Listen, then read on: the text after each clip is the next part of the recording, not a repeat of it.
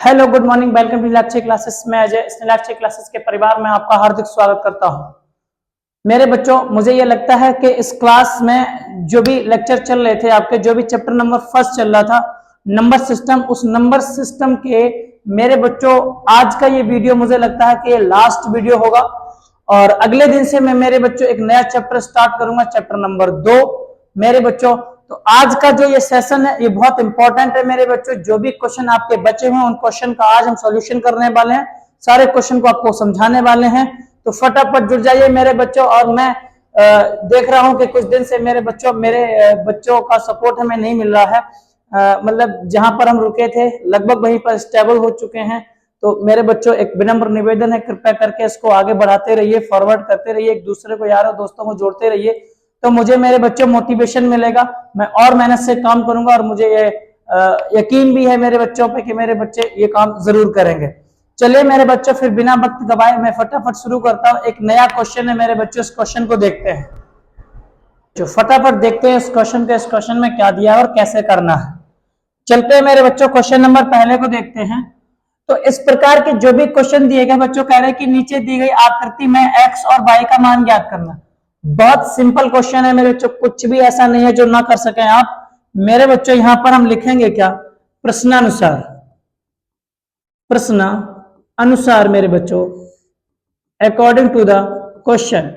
क्या मेरे बच्चों कह रहे, अच्छा जो भी वैल्यू होगी वो किस प्रकार से होगी, जरा समझते हैं मेरे बच्चों। जो x की वैल्यू होगी वो इन दोनों का मल्टीप्लाई होगा, y की वैल्यू होगी वो इन दोनों का मल्टीप्लाई होगा। अर्थात मेरे बच्चों जब भी किसी किसी का वैल्यू निकालना, किसी का मान निकालना मेरे बच्चों, तो उसके जहां से मेरे बच्चों उसको डिवाइडेंट किया गया, अलग अलग किया गया, उन दोनों बॉक्सेस में दिए गए जो वैल्यू है उनका मेरे बच्चों हम लोग मल्टीप्लाई करते हैं और उसका आंसर निकालते हैं। कैसे करना, जैसे फॉर एग्जाम्पल मेरे बच्चों मैं इस क्वेश्चन को करने चल रहा हूं। जैसे हमसे बोला गया एक्स, तो x मेरे बच्चों मैं कहूंगा 3 इंटू 7, यानी x की वैल्यू अगर मैं देखूं मेरे बच्चों कितनी आएगी, 21। अब यही वैल्यू मेरे बच्चों यूज करेंगे हम लोग अगले उसमें, लेकिन उससे पहले एक और मान निकालना है मेरे बच्चों। y हमें दिया है y is equal to 4 into x, यानी y इज इक्वल टू मेरे बच्चों 4x। अब मेरे बच्चों यहां पर हमें y का पद 4x के बराबर दिया, तो हमें यहां लिखना है x बराबर 21। y के पदों में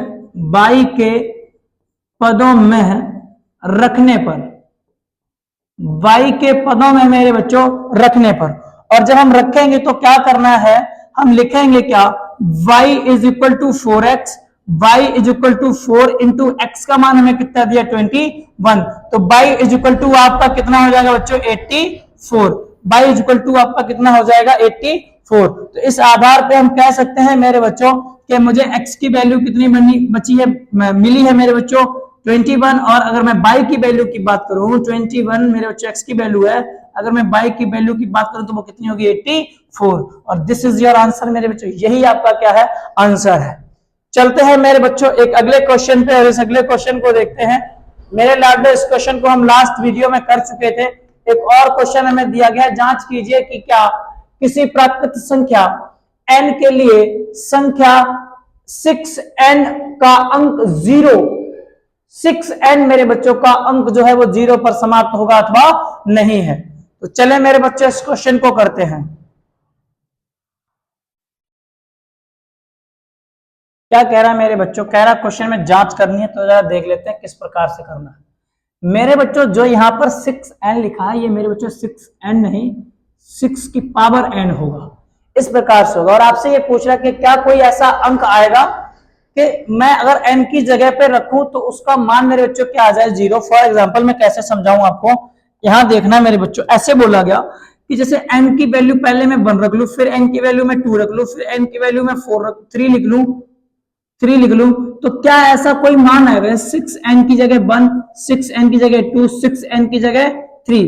मेरे बच्चों यहां पर 6 आ रहा, यहाँ 6 36 आ रहा, यहाँ 6 6 36, 6 जा मेरे बच्चों 2 and 8 16, 216, 6 चक्का 36 छक्का 216 मेरे बच्चों। तो क्या ऐसी कंडीशन कोई आ रही है जिसमें मेरे बच्चों इकाई अंक, यूनिट डिजिट इकाई अंक 0 हो जाए, क्या ऐसा कोई नंबर होगा यहाँ पर n का मान, ये हमसे पूछा गया। तो मेरे बच्चों इस क्वेश्चन को कैसे करेंगे जरा देखते हैं। मैं क्या करूंगा, जो मान दिया है, संख्या दी है, संख्या जो n का मान मेरे बच्चों जो संख्या दी है, n नंबर जो दिया वो बच्चों कितना है 6। और 6 के अगर हम मेरे बच्चों अभाज्य गुणनखंड करते हैं, 6 के अभाज्य गुणनखंड करने पर 2 इंटू 3 मेरे बच्चों ये आएंगे आपके 6 के अभाज्य गुणनखंड। तो मेरे बच्चों हम कह सकते हैं क्या, 2 इंटू 3 की पावर n मेरे बच्चों यहां 6 के अभाज्य गुणनखंड में 5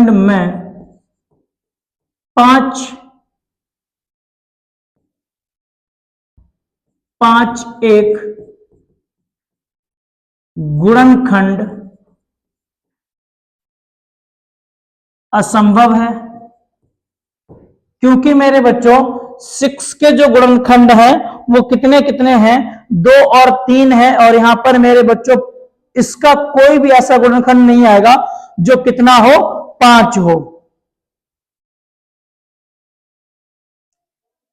5 हो मेरे बच्चों। इसके केवल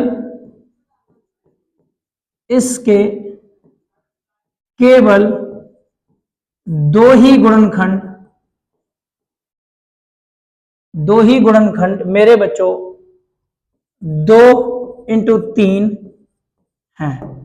पहली बात ये मेरे बात मेरे बच्चों आपको समझ में आई होगी। अब आगे देखते हैं। अतः मेरे बच्चों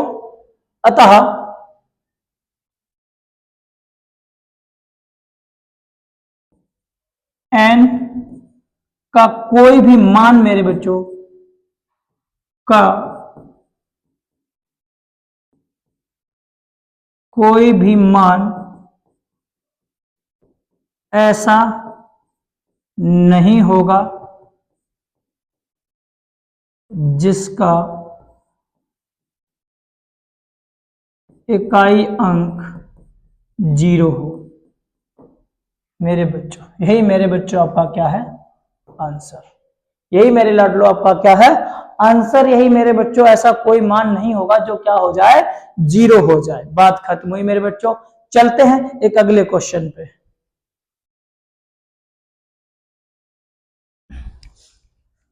आइए मेरे बच्चों चलते हैं एक अगले क्वेश्चन पे और देखते हैं क्या है क्वेश्चन में। कह रहा क्या कि व्याख्या कीजिए 7 गुणे 11 गुणा 13 प्लस में 13 मेरे बच्चों और 7 इंटू 6 इंटू 5 इंटू 4 3 2 1 प्लस में 5 मेरे बच्चों क्या है एक भाज्य संख्या है।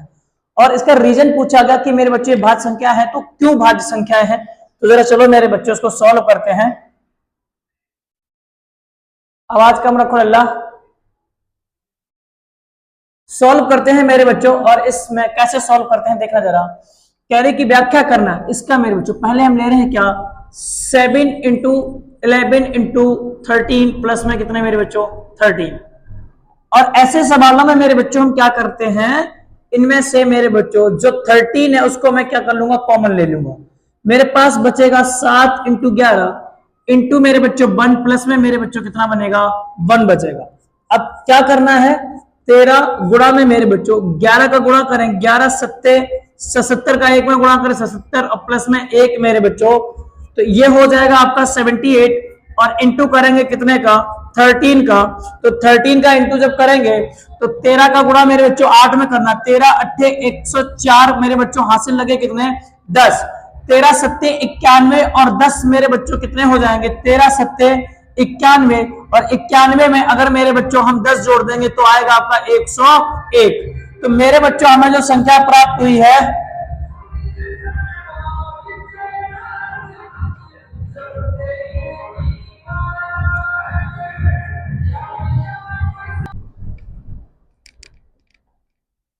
अगली संख्या एक और दी है मेरे बच्चों इसको भी लिख लेते हैं उसको भी फटाफट कर ही देते हैं। क्या दिया है हमें मेरे बच्चों हमें दिया है 5 into 6 into 7 into 6 into 5 4 3 2 1 plus में मेरे बच्चों कितने हैं 5। इस कंडीशन में मेरे बच्चों में पहले 5 को कॉमन ले रहा, तो 7 इंटू 6 इंटू 4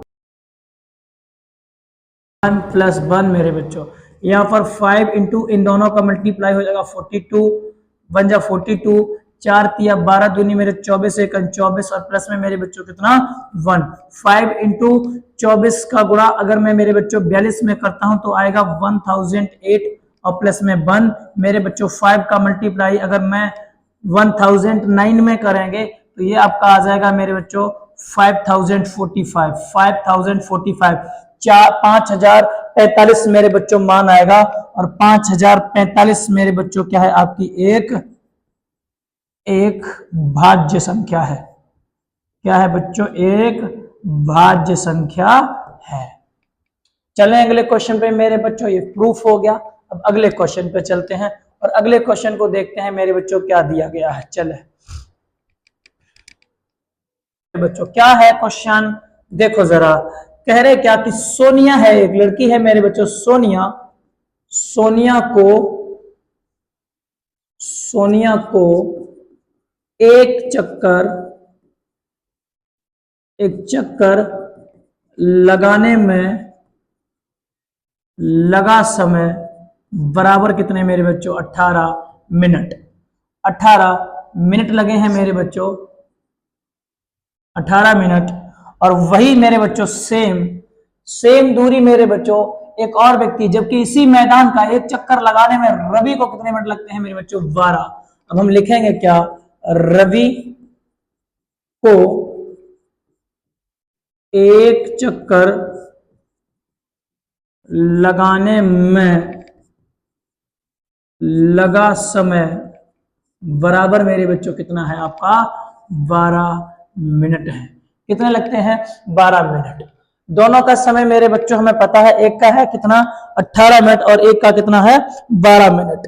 और मेरे बच्चों कहा गया है कि दोनों के दोनों एक ही समय पर एक ही दिशा में चलना प्रारंभ करते हैं। क्या करते हैं?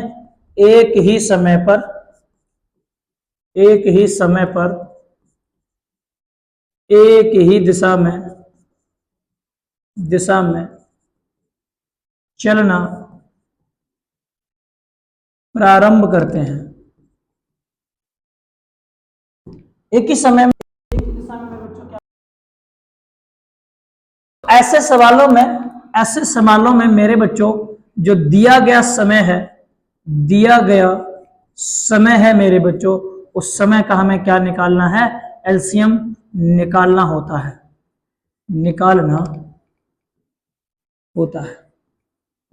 तो मेरे बच्चों अगर मैं इन दोनों का एलसीएम निकालूंगा किसका किसका मेरे बच्चों, एक मेरे पास है कितना 18 है, मेरे पास है कितना 18, 3 तिया 9 मेरे बच्चों, 3 एकन 3, जबकि 12 को काटेंगे 2 छक 12, 2 ती 6, 3 एकन मेरे बच्चों 3। मेरे लाडलो हमने काटा किसको किसको है, हमने काटा पहले 18 को। 18 को काटने पे हमें मिला है 2 की पावर 1 और 3 की पावर, जबकि मेरे बच्चों और 3 की पावर 1।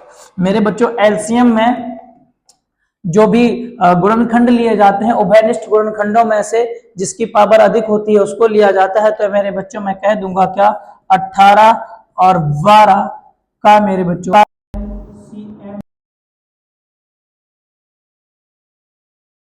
पावर एक जगह 2 है, एक जगह है, तो 3 की पावर भी कितनी ले लेंगे 2, हाईएस्ट पावर को लिया जाता है। 2 दूनी 4 और 3 तिया मेरे बच्चों 9 हो जाएंगे, 9 हो जाएंगे और 9 चौको मेरे बच्चों कितना हो जाएगा 36। मतलब अगर मैं ये बहुत बात कहूं मेरे बच्चों कि सोनिया और रवि दोनों कितने समय बाद मिलेंगे, और मिलेंगे तो मेरे बच्चों वो टाइम कितनी देर बाद मिलेंगे मेरे बच्चों 36 मिनट बाद एक दूसरे के क्या होंगे वापस से बराबरी पर आ जाएंगे। चले अगले क्वेश्चन पे मेरे बच्चों अगले क्वेश्चन को देखते हैं। यहां पर मेरे बच्चों आपको x दिया गया है।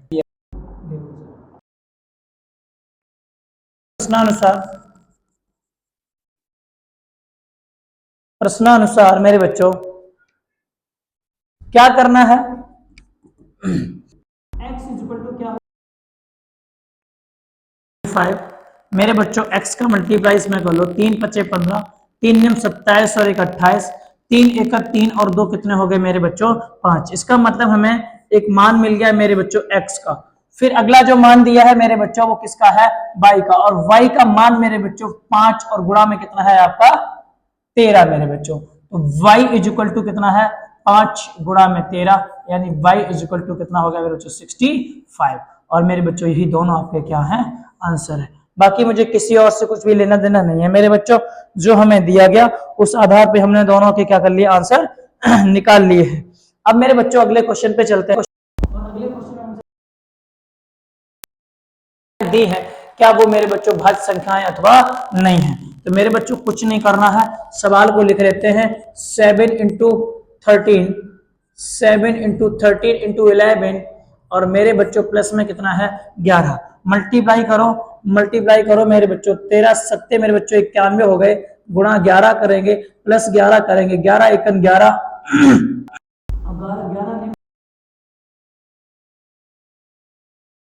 कितने हैं मेरे बच्चों 11।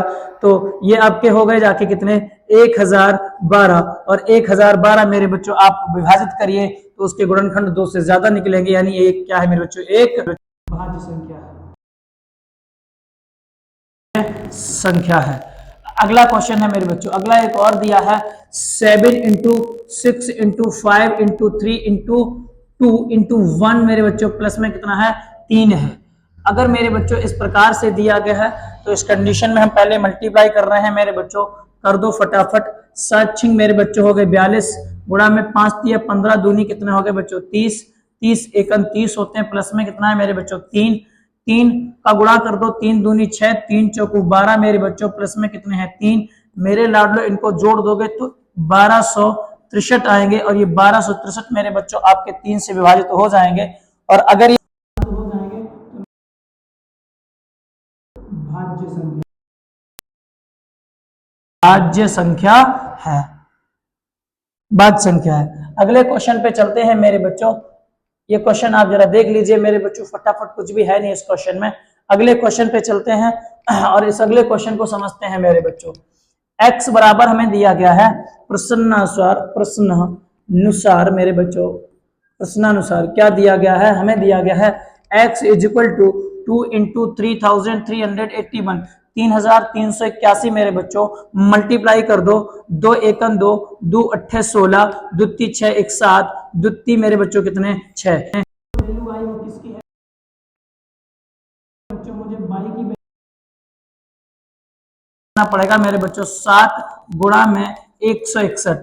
तो मेरे बच्चों बाई बराबर क्या हो जाएगा 7 एकन 7, 7 एकन 7 मेरे बच्चों, 7 छिंग 42 की 2, 7 एकन 7 और 4 11 मेरे बच्चों, ये वैल्यू किसकी आ जाएगी आपकी y की। अब मुझे मेरे बच्चों वैल्यू किसकी चाहिए z की, तो हमें दिया गया 161 बराबर 7 इंटू जेड। मेरे बच्चों ये जो कॉलम होता है वो इन दोनों के मल्टीप्लाई के बराबर होता है मेरे बच्चों। यहाँ पर जो z दिया गया है, ये z यहाँ पर मेरे बच्चों हमें दिया गया है z, 7 यहाँ मल्टीप्लाई में और मल्टीप्लाई वाले मेरे बच्चों डिवाइड में आ जाएंगे, तो 161 इज इक्वल टू यहाँ z रह गया, इसको मेरे बच्चों भाग में लाए, 7 दूनी 14, 7 या 21 मेरे बच्चों, ये आपका किसका मान आ गया z का मान आ गया। अगला क्वेश्चन, और मेरे बच्चों अगला अब क्वेश्चन नहीं बचा है। तो मुझे लगता है मेरे बच्चों मैंने जो भी क्वेश्चन आपके एग्जाम में आने हैं उन क्वेश्चंस को सॉल्व करा दिया है मेरे लाडलो, और मैं अगला दिन एक नया चैप्टर लेकर मेरे बच्चों आपके सामने उपस्थित होऊंगा। बहुत मजा आने वाला है उस चैप्टर में मेरे बच्चों, और आप इस वीडियो को देखिए मेरे बच्चों, एक बार नहीं 2 बार 3 बार देखिए मेरे बच्चों, ताकि आप उन क्वेश्चंस को बहुत बढ़िया से समझ पाए। बहुत बहुत धन्यवाद मेरे बच्चों, मैं आशा करता हूं आपको ये सेशन समझ में आया होगा। बहुत बहुत धन्यवाद, शुक्रिया, लव यू, जय हिंद।